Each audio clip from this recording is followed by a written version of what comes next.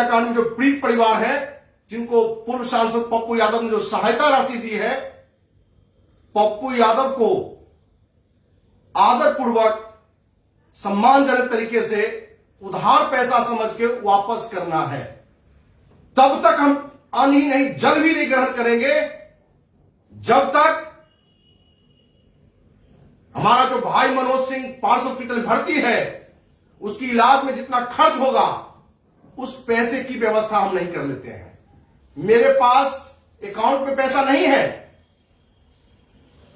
मैं अपनी पत्नी का भी गहना पहले भी समाज के अनेक कामों में बंधक दिया है, आज भी मेरा गहना पत्नी का बंधक में। मैं घर घर जाऊंगा,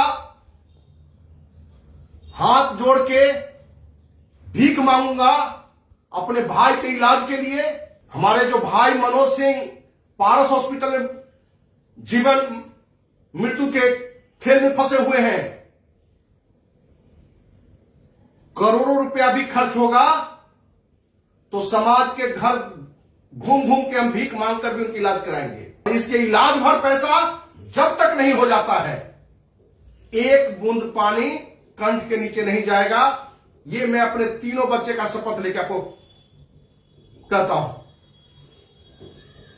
दोस्तों, इन्हीं शब्दों के साथ अपनी बात समाप्त करते हैं। जय हिंद, जय महाराणा प्रताप, जय बाबू बिरकुंवर सिंह। मैं धनवंत सिंह राठौर, राष्ट्रीय अध्यक्ष क्षत्रिय सेवा महासंघ। दोस्तों, होली के दिन मोहम्मदपुर गांव में अपने ही एक परिवार में के साथ जो नरसंहार हुआ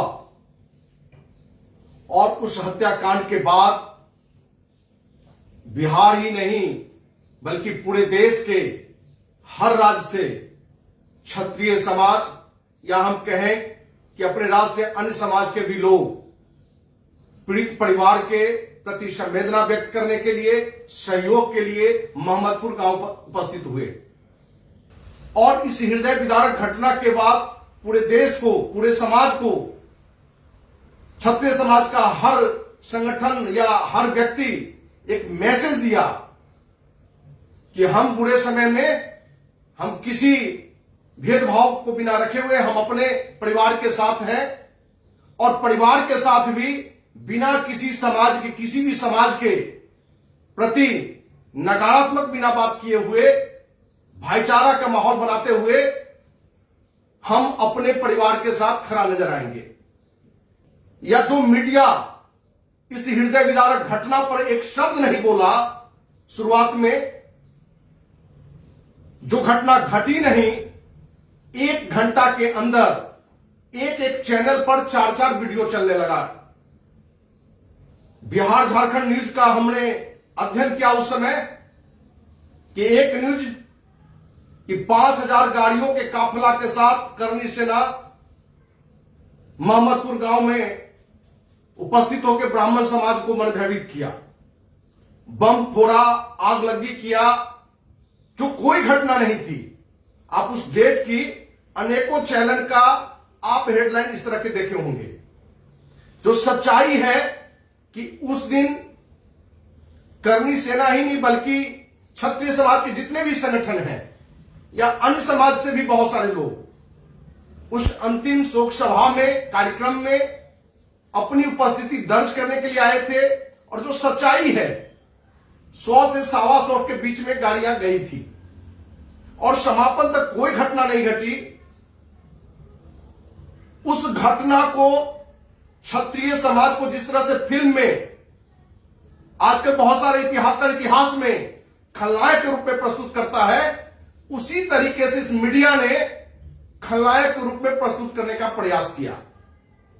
और पप्पू यादव ने यदि सचमुच में उस पीड़ित परिवार के प्रति संवेदना दिल से था, कोई गंदी राजनीति नहीं होती, तो करनी सेना को बीच में बिना लाए हुए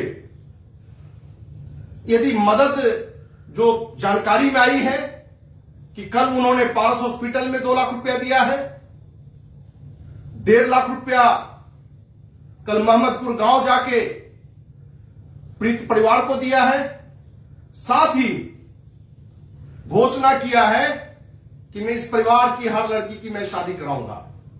ये मेरी जिम्मेवारी है। बिना करनी सेना पर, समाज पर सामाजिक विद्वेष फैलाने का आरोप नहीं लगाए हुए होता पप्पू यादव, तो मैं जरूर सैल्यूट करता पप्पू यादव को, धन्यवाद कहता। लेकिन गंदी राजनीति के तहत समाज को अपमानित करने का प्रयास किया और साथ ही इस तरह के सहयोग देने का प्रयास किया। दोस्तों, जब इस विरोध में हमने 2 दिन पहले भी बात रखी, तो अपने ही समाज के बहुत सारे लोगों ने हमें फोन करके कटुतापूर्ण बात कही कि आप समाज के लिए क्या किए हैं। पप्पू यादव आगे आके मदद कर रहा है। यदि उसने करनी सेना को अपमानजनक बात ही कही, तो इस बात के लिए आपको फेसबुक लाइव नहीं आकर उस बात का विरोध करना चाहिए। कोई मदद तो कर रहा है। और जब आज हमने 3 घंटा पहले फेसबुक पर 5 बजे का समय हमने दिया कि मैं फेसबुक लाइव मोहम्मदपुर हत्याकांड में जो पीड़ित परिवार है, जिनको पूर्व सांसद पप्पू यादव ने जो सहायता राशि दी है, पप्पू यादव को आदरपूर्वक सम्मानजनक तरीके से उधार पैसा समझ के वापस करना है। इस बात के लिए हमने फेसबुक लाइव आना उचित समझा। हमारे बहुत सारे साथी भले कटुतापूर्ण बात की हो, लेकिन उनकी बातों में भी सच्चाई थी। कुछ लोगों ने फेसबुक पर तो कहा कि पप्पू यादव के पैसे में क्या कांटा लगा हुआ है। कुछ लोग ये कि उस बेचारे की कोई मदद नहीं कर रहा तो क्या करे। और फोन पर तो हमें अच्छी बात है, कम से कम फोन पर ज्यादा कटुतापूर्ण बातें हमें लोग कहे कि आपने क्या मदद की है या पहले भी क्या समाज में मदद की है कि आप सिर्फ फेसबुक पर आके कुछ भी बोल जाते हैं। दोस्तों, वर्ष 1995 ईस्वी में पटना में आईएएस की तैयारी के लिए हम आए हुए थे 93 में, लेकिन 95 में हमने तैयारी छोड़ के क्षत्रिय सेवा महासंघ और अखिल भारतीय अपराध विरोधी मोर्चा की स्थापना की थी। कुछ घटनाएं हुई थी, कुछ बातें थी जो हमें इस बात के लिए मजबूर किया कि हमें संस्था बना के समाज के लिए कुछ करना है। और वर्ष 1995 से लेकर आज तक 26 साल के सामाजिक कार्यक्रम में 365 दिन 24 दिन हम लगे रहे। 1 रुपया हमने आज तक किसी से चंदा नहीं लिया है, 1 रुपया भी। और समाज में जितनी हमारी क्षमता है, जितनी छोटी शक्ति है, अपने समाज के कुछ ही साथियों को लेकर जहां तक हुआ है हमने साथ दिए हैं। और हमने यह संकल्प लिया कि जो भी कमाएंगे कम से कम आधा सामाजिक काम में लगाएंगे। और हमने आधा नहीं, लगभग 70% से अधिक सामाजिक कार्यों में हमने खर्च किया। 26 साल के काल में हमने लगभग 10 करोड़ से अधिक रुपया, वो रुपया जो टीडीएस कट के हमारे अकाउंट में आए, लगभग 2 दर्जन गाड़ियां 4 व्हीलर अनेकों कंपनियां से हमने अचीव की। अपने पारिवारिक जीवन जीने के अलावा सारे पैसे हमने सामाजिक जीवन में खर्च कर दिया। न तो हमने एक जमीन खरीदी, न मकान खरीदा। और आज मैं आपको फिर पूरे देशवासियों को साक्षी मानते हुए यह संकल्प लेता हूं कि जीवन के अंतिम सांस तक न 1 इंच जमीन खरीदूंगा, न मकान खरीदूंगा।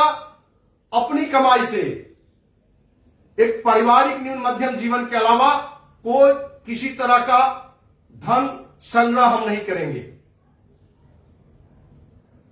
दोस्तों, यह बात सही है कि आज पप्पू यादव ने जो पैसा सहयोग करके आया है, क्या लौटा देने से फिर उस परिवार को मदद कौन करेगा? इस तरह के लोग के कर्तव्यपूर्ण क्वेश्चन थे।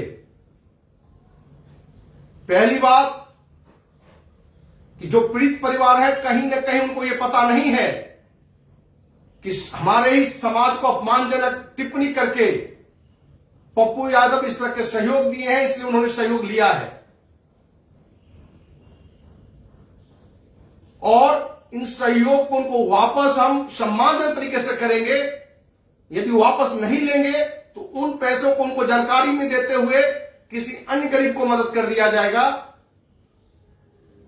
और मैं आपको यह विश्वास दिलाता हूं, संकल्प लेता हूं कि 2, 4, 5, 10 लाख रुपया नहीं, जब तक हमारे जो भाई मनोज सिंह पारस हॉस्पिटल में जीवन मृत्यु के खेल में फंसे हुए हैं,